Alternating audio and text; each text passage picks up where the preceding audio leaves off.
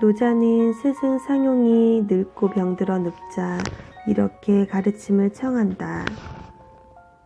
선생님, 제게 남기실 가르침은 없으신지요? 스승이 말한다. 고향을 지날 때는 수레에서 내려야 한다. 알겠느냐? 네, 고향을 잊지 말라는 말씀이지요. 수레에서 내려서 걷는다는 일은 자신을 낮추는 겸손함을 일컫는다.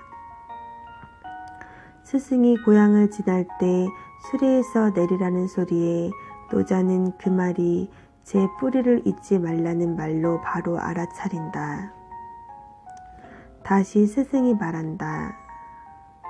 높은 나무 밑을 지나갈 때는 종종 걸음으로 걸어가야 하느니라. 알겠느냐? 네, 어른을 공경하라는 말씀이지요. 종종 걸음은 어른이나 임금 앞을 지날 때 걷는 걸음걸이다. 이번에는 스승이 입을 크게 벌린다. 내 입속을 보아라. 무엇이 보이느냐? 혀가 보입니다. 이빨은 보이지 않느냐? 네, 선생님. 스승이 말한다. 알겠느냐? 네, 딱딱하고 센 것은 없어지고 약하고 부드러운 것은 남는다는 말씀이시군요. 그러자 스승이 돌아 누우며 말한다. 천하 이를 다 말했느니라. 허균이 쓴 한정록에 실린 이야기다. 딱딱하고 굳센 이빨은 먼저 없어졌지만 부드럽고 약한 혀는 남아있었다. 상용이 입안을 보여준 까닭은 부드럽게 남을 감싸고 약한 듯이 자신을 낮추는 이는 잘 살 수 있고 제 힘만 믿고 힘을 함부로 쓰며 멋대로 사는 이는 오래가지 못한다는 말이다. 법정 스님도 가끔씩 인용하는 이 말씀이 바로 약하고 부드러움이 딱딱하고 센 것을 이긴다는 이빨과 혀 비유다. 상용이 노자에게 이른 말을 간추리면 뿌리, 근본을 잊지 말고 어른을 공경하고 부드럽게 살라는 가르침이었다. 그것을 상용은 직접 말하지 않고 애둘러 말했다. 그 은유를 노자는 바로 알아차렸다. 그 알아차린 배경에는 깊은 슬기가 깔려 있다. 여기에 오래된 고전에서 우리가 삶을 배우는 묘미가 있다. 고전에서는 전할 이야기를 직접 대놓고 하는 경우는 드물다. 진짜 할 말은 저 깊숙한 바닥에 깔아놓는다. 절집에서 일어나는 선문답도 매 한 가지다. 보통 사람은 선사들 이야기를 금방 알아채기 어렵다. 하지만 선기를 가진 이들은 바로 알아차리고 바로 답이 나간다. 하지만 고전이나 선문답에만 암시 같은 은유가 담긴 것만은 아니다. 우리가 살고 있는 모든 현상 이면에 쉽게 알아차리기 어려운 속내가 있다. 그 깊은 바닥에 깔린 저희를 바로 끌어올리는 것이 슬기다. 현상을 표면에서만 보지 않고 깊이 헤아려 심층에 들어있는 실체를 알아차려 백성을 평안하게 이끈 지도자가 있다. 그가 바로 위대한 대왕 세종이다. 세종 12년 관청에 소속된 여자 노비들이 애를 낳다가 죽는 일이 많다는 말을 들은 세종은 그 까닭을 알아보게 했다.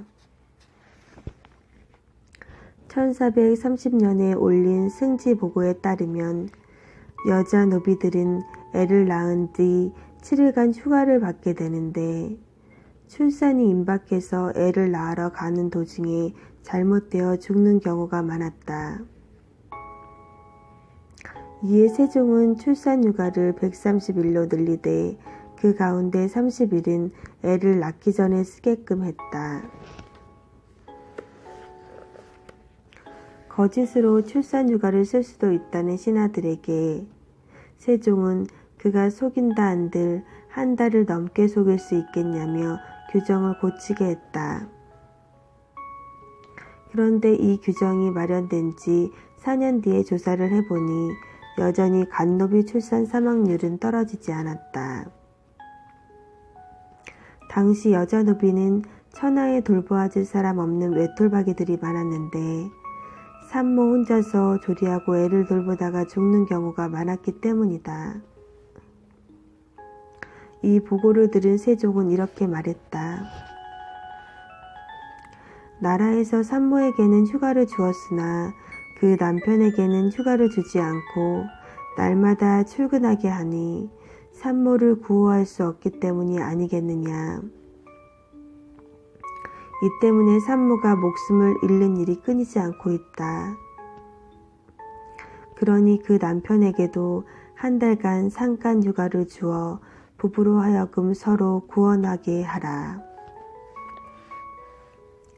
돌봐줄 사람 없는 여자 노비를 진실로 가엾게 여기는 그 마음도 아름답지만 그 일을 하면서 한 세종 말인 감동 그 자체였다. 부부로 하여금 서로 구원하게 하라. 이 말이야말로 부부 참된 의미를 일깨우는 말이자 애 낳은 아내를 혼자 놓아두고 출근해야 하는 남편 노비 마음을 역지사지로 헤아린 어진 군주 마음이 듬뿍 담긴 말이다. 그는 먼저 드러난 현상 속에 있는 문제점이 뭔지 조사를 시켜 실제 상황을 파악한 뒤 해결책을 지시한다. 그저 한 번 지시를 하고 끝낸 것이 아니라 제도를 실시하고 몇 년이 지난 뒤 그 성과를 평가 분석을 한다. 그 결과 문제가 해결되지 않았음을 알아차린 세종은 다시 그 실태를 파악하게 하고 문제점을 찾아내서 마침내 해결책을 찾아낸다. 무엇보다 겉으로 드러난 현상 이면에 있는 실체를 알아차리고자 하는 세종 애씀 바탕에는 백성을 어여삐 여기는 애민사상이 짙게 깔려있다. 노비도 우리와 조금도 다를 바 없는 사람이라고 선언하고 또 지켜주려 했던 세종 덕행이야말로 오늘날 지도자들이 본받아야 한다.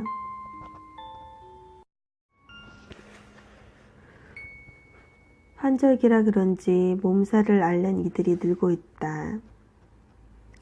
환절기에 오는 몸살이야 때가 되면 저절로 낫거나 약을 쓰면 낫는 것이니 잠시 불편할 뿐 그리 대단한 일이 아니다. 그런데 요즘 둘레에 마음고생을 하는 이들이 적지 않다.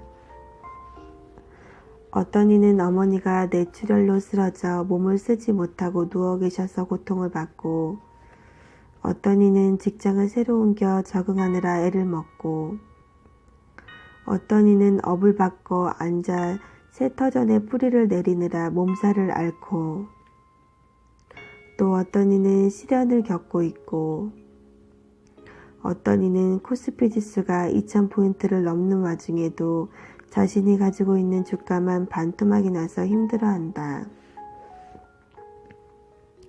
절집에서는 이 세상은 사바세계라고 한다. 산스크리트어에서 유래한 것으로 참고 견디는 세상이라는 뜻이다. 이 세상을 왜 사바세계라고 했을까? 삶에는 반드시 고통이 따르기 마련. 목숨을 가진 모든 동식물은 태어나고 살아가면서 성장통을 겪는다. 살아가는 일은 늘 새로운 변화와 맞닥뜨리게 된다. 이 변화에 대한 두려움 때문에 걱정과 근심이 따르고 새로운 환경과 부딪히면서 생기는 마찰로 아파한다. 아기가 자궁을 떠나 산도를 통과하는 아픔과 당혹스러움에 터뜨린 고고성을 어른들은 세상에 자기 출현을 알리는 최초 인간 선언이라며 기뻐한다.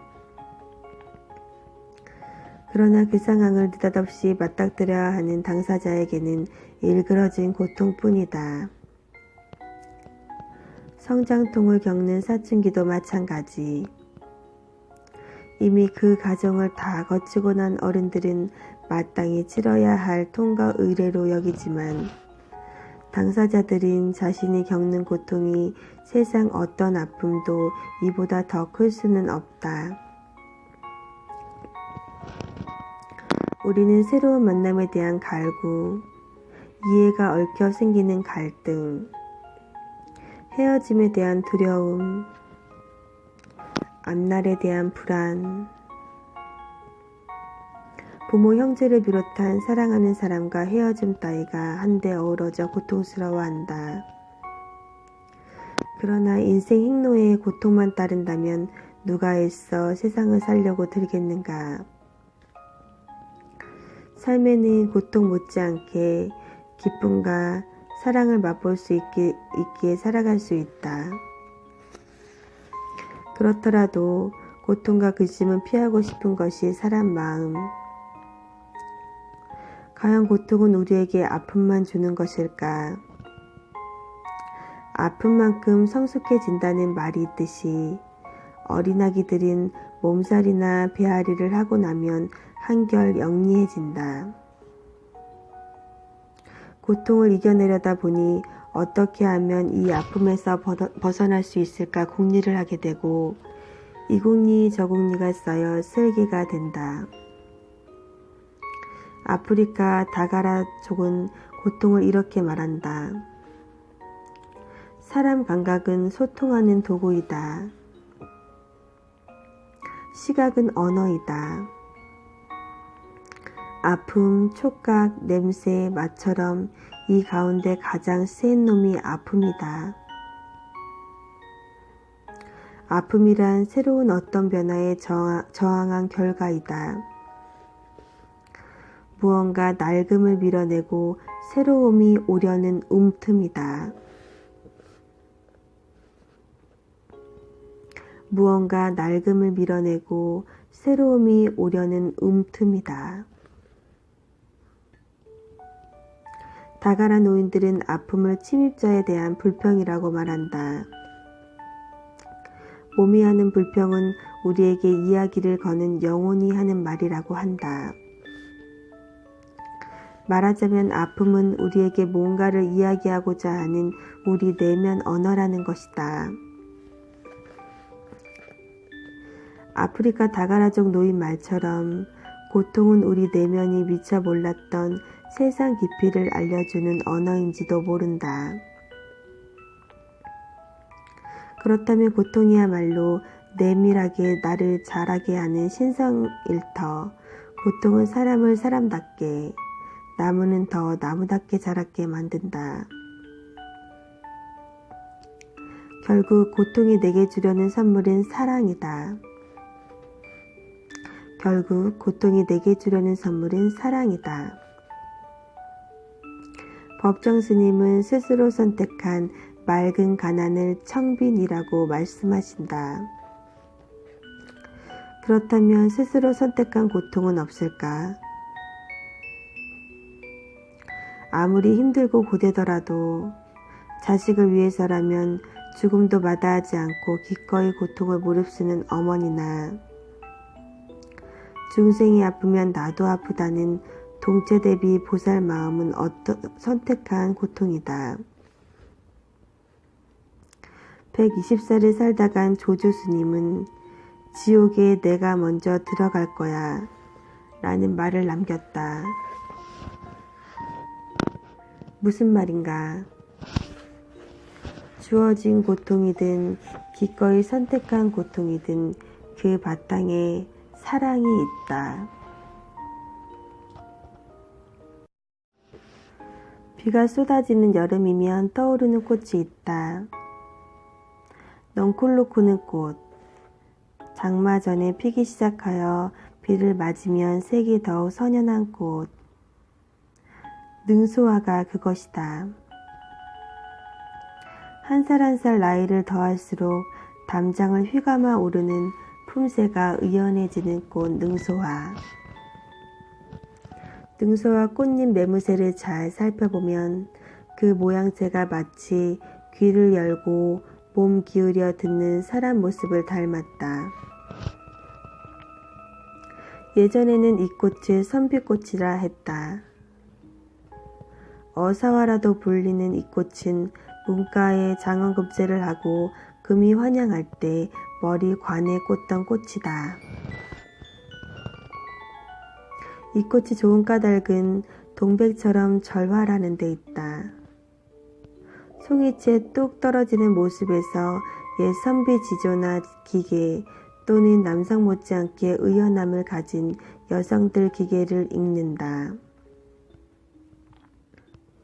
꽃이 지는 그 순간까지도 활짝 폈을 때 싱그러움을 그대로 지키다가 활짝 연 그 모습 그대로 뚝 떨어져 필 때와 질 때 모습이 한결같은 꽃이다. 그런 까닭에 나무 위에 남아있는 여느 꽃 한 송이 흠잡을 데 없이 싱그럽다. 아마 장원급제한 어사 머리에 쓰는 관에 능소화를 꽂아둔 까닭도 이렇게 굽히지 않는 장부 기상과 선비가 지켜야 할 기계를 담으라는 소명 때문이 아닐까 싶다. 꽃말도 명예란다. 모습에 걸맞은 꽃말이다. 장원급제하고 암행어사가 되어 민생 사찰을 나갈 때 가장 중요한 덕목이 뭘까? 듣기이다. 온몸을 기울여 민초들 신음소리를 관하는 일이다. 절집에서는 이런 일을 관세음 보살이라고 부른다. 풀어보면 민초들 소리를 듣는다가 아닌 민초 소리를 본다다. 이 무슨 말일까? 민초들은 아무리 아파도 크게 소리내어 아프다는 얘기를 할 엄두를 내지 못한다. 그래봤자 소용없을 뿐더러 잘못하면 오히려 치도곤을 당할 뿐. 그렇기 때문에 민초들 처지에선 속이 끓어넘쳐도 그저 속으로만 끙끙댈 뿐 함부로 나서서 입을 놀리지 못한다. 그러니 그 소리를 마음 눈을 크게 뜨고 봐야 하는 것이 암행어사 일이다. 암행을 나간 어사는 입 틀어막고 낑낑거리는 민초들 신음소리를 들어야 한다. 신음하는 모습을 생생히 봐야 한다. 그 소리를 바탕으로 저간 생생한 살 모습을 그려보고 느껴야 한다. 그렇게 퍼즐 깨맞추듯이 엮은 그림을 기초로 민초들 골육을 빼먹는 탐과 놀이를 경치는 일이다.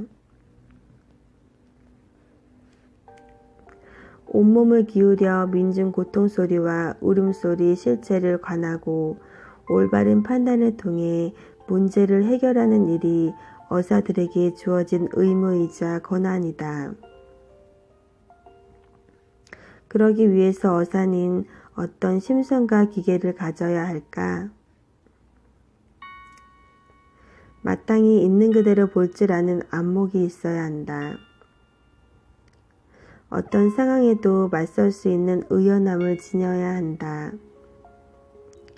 그리고 차라리 떨어질지언정 불의와 타협하지 않는 기상을 지녀야 한다. 능소화는 그런 모습을 지닌 꽃이라고 여겨 장원급제한 어사에게 이 꽃을 꽂아 주었던 것이다.